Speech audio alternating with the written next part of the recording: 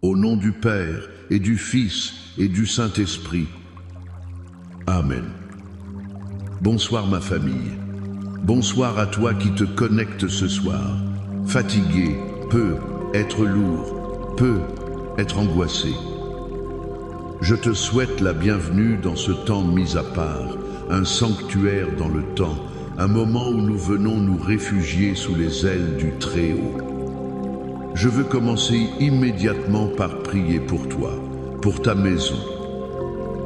Père éternel, au nom puissant de Jésus-Christ de Nazareth, je te présente chaque personne qui écoute ma voix en ce moment.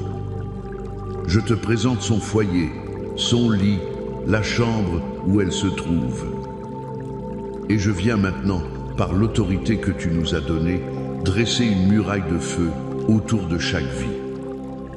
Je plaide le sang de Jésus, le sang de l'agneau immolé, comme un sceau de protection sur ton front, sur ton cœur, sur ton esprit. Que le sang de Jésus couvre le linteau de ta porte, qu'aucune force des ténèbres, qu'aucun esprit de peur, qu'aucune angoisse nocturne ne puisse franchir le seuil de ta maison ce soir. Nous déclarons que ta maison est un territoire sanctifié, un terrain saint, gardé par la puissance du Dieu vivant. Viens, Esprit Saint, viens, souffle de Dieu. Nous t'invitons dans cet instant. Viens remplir l'atmosphère de chaque lieu où cette prière est entendue. Viens remplacer l'agitation par ta paix. Viens remplacer la confusion par ta clarté. Viens remplacer la tristesse par ton huile de joie. Ce soir, nous ne voulons pas seulement parler de Dieu, nous voulons expérimenter la présence de Dieu. Et je sens fortement dans mon esprit de prier pour toi qui es tourmenté par l'inquiétude. La Bible dit dans Philippiens, chapitre 4, versets 6 et 7, « Ne vous inquiétez de rien, mais en toute chose faites connaître vos besoins à Dieu par des prières et des supplications avec des actions de grâce. Et la paix de Dieu, qui surpasse toute intelligence, gardera vos cœurs et vos pensées en Jésus-Christ. » Ce soir, je parle à cet esprit d'inquiétude qui vole ton sommeil, qui te fait rejouer les scénarios du pire dans ta tête. Au nom de Jésus, je te commande, esprit d'angoisse, esprit d'anxiété, de lâcher cette âme maintenant. Je brise ton emprise et je libère sur toi, mon frère, ma sœur, la paix qui surpasse toute intelligence. Une paix que ton compte en banque ne peut pas expliquer. Une paix que le rapport du médecin ne peut pas expliquer. Une paix que tes problèmes relationnels ne peuvent pas expliquer. Reçois la paix surnaturelle de Dieu qui vient monter la garde autour de ton cœur et de tes pensées maintenant, au nom de Jésus. Amen et Amen. Je suis tellement heureux de passer ce temps avec toi. Si tu ressens déjà la présence de Dieu, écris Amen dans les commentaires. Fais-le maintenant, prophétise ta victoire. Je veux voir les Amen inonder le chat. C'est notre façon de dire au diable, tu ne nous voleras pas notre paix ce soir. Et pendant que tu y es, je t'invite à faire partie de notre communauté en ligne, notre Familia Prophetica. Clique sur le bouton j'aime, abonne-toi à la chaîne pour ne manquer aucune de ces prières puissantes. Et la Bible nous dit de répandre la bonne nouvelle. Alors je te mets au défi ce soir. Partage cette vidéo maintenant avec 7 personnes. 7, le chiffre de la perfection divine. 7 personnes dans ta vie qui ont besoin d'entendre que Dieu est leur sécurité. Et reste bien jusqu'à la fin, car après l'enseignement et la prière du psaume 91, je vais prendre un temps tout spécial pour prier pour une percée financière surnaturelle dans ta vie. Ne manque pas ça. Le thème de ce soir est tiré du psaume le plus connu, le plus aimé, mais peu être l'un des moins vécus, le psaume 23. Notre prière s'intitule « Prière du soir pour confier ma sécurité au bon berger ». Nous allons redécouvrir ensemble pourquoi ce psaume est l'ancre la plus solide pour ton âme au milieu des tempêtes de la vie. Le premier point que je veux que tu saisisses ce soir se trouve dans le tout premier verset. David, inspiré par le Saint-Esprit, ne commence pas par une supplication, il commence par une déclaration de foi absolue. Il dit « L'Éternel est mon berger, je ne manquerai de rien ». Arrêtons-nous ici un instant. La puissance de ce verset ne réside pas seulement dans la promesse « Je ne manquerai de rien », mais dans l'identité proclamée « L'Éternel est mon berger ». Ce n'est pas un berger, ce n'est pas le berger du monde, c'est mon berger. C'est personnel, c'est intime. David, qui était lui-même berger avant d'être roi, comprenait la profondeur de cette relation. Un berger connaît chacune de ses brebis par son nom. Il connaît leurs faiblesses, leurs peurs. Il sait laquelle a tendance à s'égarer. Il soigne leurs blessures. La relation n'est pas administrative, elle est existentielle. Ce soir, Dieu veut que tu saches qu'il n'est pas un concept théologique lointain. Il est ton berger personnel. Il connaît ton nom. Il connaît la raison de tes larmes silencieuses sur l'oreiller. Il connaît le poids de cette préoccupation que tu n'as osé confier à personne. Et parce qu'il est ton berger, la conséquence logique, la conclusion inévitable est « Je ne manquerai de rien ». Et ce rien est total. Tu penses peu être que tu manques d'argent, mais peu être que tu manques de paix. Tu penses que tu manques de santé, mais peu être que tu manques de joie. Tu penses que tu manques d'opportunités, mais peu être que tu manques de direction. Quand David dit « Je ne manquerai de rien », il parle d'une provision holistique qui couvre chaque aspect de ton être, spirituel, émotionnel, physique, financier, relationnel. Le problème, c'est que nous vivons souvent comme des brebis orphelines. Nous courons partout, cherchant frénétiquement notre propre herbe verte, buvant à des eaux troubles, essayant de nous protéger nous-mêmes des loups. Ce soir, le berger t'appelle à cesser de lutter. Il t'appelle à t'abandonner. À faire de lui, non pas une option, mais ta seule source. Déclare avec moi, où que tu sois, l'Éternel est mon berger, je ne manquerai de rien. Dis-le encore, jusqu'à ce que ton âme l'entende. L'Éternel est mon berger, je ne manquerai de rien. Le deuxième point, et c'est peu, être le plus puissant pour celui qui traverse une nuit sombre, se trouve au verset 4. Quand je marche dans la vallée de l'ombre de la mort, je ne crains aucun mal, car tu es avec moi, ta houlette et ton bâton me rassurent. Remarquez bien la formulation. Il n'est pas dit « si jamais je marche » ou « pourvu que je ne marche pas ». Il est dit « quand je marche ». La vallée de l'ombre de la mort n'est pas une possibilité, c'est une certitude de la vie. Personne n'y échappe. Cette vallée peut porter plusieurs noms. La vallée du diagnostic médical terrifiant, la vallée du divorce, la vallée de la trahison, la vallée du deuil, la vallée de la dépression, la vallée de la faillite. C'est un lieu sombre, un lieu où l'on se sent seul, un lieu où l'ennemi murmure à notre oreille que c'est la fin. Mais regarde la promesse extraordinaire. La promesse n'est pas que nous éviterons la vallée. La promesse est que nous ne la traverserons pas seuls. Le secret de la victoire n'est pas l'absence de la vallée, mais la présence du berger dans la vallée. Je ne crains aucun mal, car tu es avec moi. La présence de Dieu est l'antidote à la peur. C'est sa présence qui transforme une ombre de mort en un simple passage. Une ombre ne peut pas te faire de mal. L'ombre d'un chien ne peut pas mordre. L'ombre d'une épée ne peut pas couper. Le diable veut te faire croire que l'ombre est la réalité. Mais la réalité, c'est la présence du berger à tes côtés.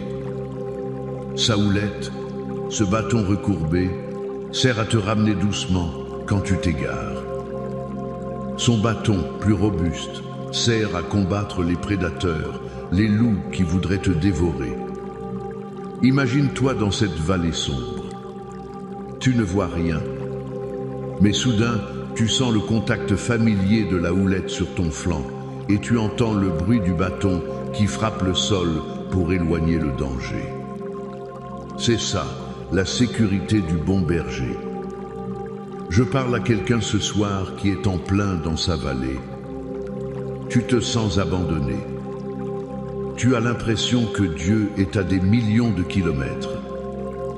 Écoute cette vérité prophétique. Il est plus proche que jamais. Il marche avec toi. Accroche-toi à sa présence. C'est la clé pour traverser et sortir de l'autre côté. Enfin, le troisième point renverse complètement la perspective. Après la provision et la protection dans l'épreuve, vient la bénédiction extravagante. Verset 5. Tu dresses devant moi une table en face de mes adversaires. Tu oins d'huile ma tête et ma coupe déborde. C'est l'un des versets les plus audacieux de toute la Bible. Où Dieu dresse-t-il cette table de festin? Dans un lieu sûr, loin de tout problème? Non. Il la dresse en face de mes adversaires. Au milieu de la bataille. Sous les yeux de ceux qui te voulaient du mal, de ceux qui ont médit de toi, de ceux qui ont douté de toi, de ceux qui t'ont trahi. Dieu n'attend pas que la guerre soit finie pour t'honorer. Il t'honore publiquement au milieu de la guerre pour montrer au monde entier et à tes ennemis que tu es sous sa faveur. Pense à l'histoire de Joseph. Ses frères le vendent, il est esclave, puis prisonnier. Ses adversaires semblaient avoir gagné. Mais Dieu a dressé pour lui une table, non pas en secret, mais devant toute l'Égypte, devant ses frères stupéfaits. Il est devenu le deuxième homme le plus puissant du royaume. C'est ce que Dieu veut faire pour toi. Tu as peu être été humilié. Tu as peu être été rejeté. Tu as peu être été injustement traité. Prépare-toi. Le berger prépare une table pour toi. Une table de promotion, de restauration, de justification. Et non seulement il y a une table, mais tu oins d'huile ma tête. L'huile est un symbole de consécration, de guérison et de joie. Dieu va changer ton deuil en allégresse. Et pour couronner le tout, ma coupe déborde. Ce n'est pas une bénédiction juste suffisante. Ce n'est pas une coupe à moitié pleine. C'est une coupe qui déborde. Dieu n'est pas un Dieu du juste assez, il est le Dieu du plus qu'assez. Il veut que sa bonté, sa grâce, sa provision débordent de ta vie pour toucher les autres. Arrête de penser avec une mentalité de manque et de survie. Commence à croire pour le débordement. Dieu veut faire de toi un canal de sa bénédiction et pour cela, ta coupe doit d'abord déborder. Ce soir, par la foi, commence à voir cette table dressée. Commence à sentir l'huile de la joie couler sur toi. Commence à voir ta coupe déborder au nom de Jésus. Maintenant, je veux que nous nous armions d'une prière qui est une forteresse, une déclaration prophétique de sécurité divine. C'est le psaume 91. Je vais le lire sur ta vie et je veux que tu le reçoives comme une parole directe du trône de Dieu pour toi ce soir. Écoute la parole du Seigneur. Celui qui demeure sous l'abri du Très-Haut repose à l'ombre du Tout-Puissant.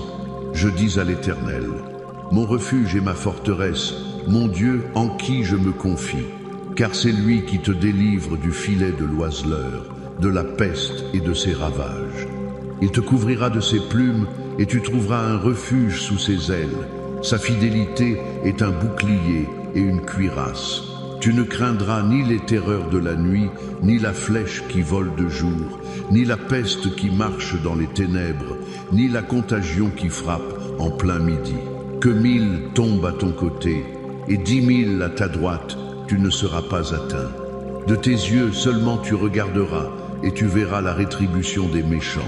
Car tu es mon refuge, ô Éternel, tu fais du Très-Haut ta retraite. Aucun malheur ne t'arrivera, aucun fléau n'approchera de ta tente. Car il ordonnera à ses anges de te garder dans toutes tes voies, ils te porteront sur les mains, de peur que ton pied ne heurte contre une pierre. Tu marcheras sur le lion et sur l'aspic, tu fouleras le lionceau et le dragon. Puisqu'il m'aime, je le délivrerai, je le protégerai. Puisqu'il connaît mon nom, il m'invoquera et je lui répondrai. Je serai avec lui dans la détresse, je le délivrerai et je le glorifierai. Je le rassasierai de longs jours et je lui ferai voir mon salut. Amen. Reçois cette parole sur ta vie. Maintenant, incline ton cœur. Incline ta tête. Entrons ensemble dans ce temps de prière finale. C'est le moment le plus important. Père céleste, au nom de Jésus, nous venons devant ton trône de grâce avec confiance. Merci pour ta parole, qui est une lampe à nos pieds et une lumière sur notre sentier. Père, je prie maintenant pour chaque personne qui a écouté ce message. Je prie, Seigneur, que la révélation de toi, en tant que berger personnel, descende profondément dans leur esprit. Pour celui ou celle qui se sent comme une brebis orpheline, luttant seule, je déclare maintenant qu'il ou elle trouve son repos en toi. Brise l'esprit d'indépendance orgueilleuse et remplis-les d'une confiance filiale. Je déclare sur leur vie, tu ne manqueras de rien.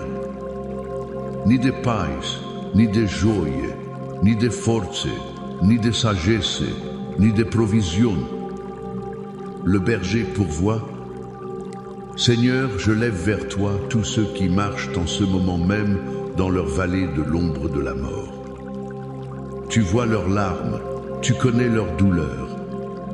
Père, je te demande de rendre ta présence si tangible, si réelle pour eux en cet instant. Que ta présence soit plus forte que le diagnostic du médecin. Que ta présence soit plus puissante que la douleur de la trahison.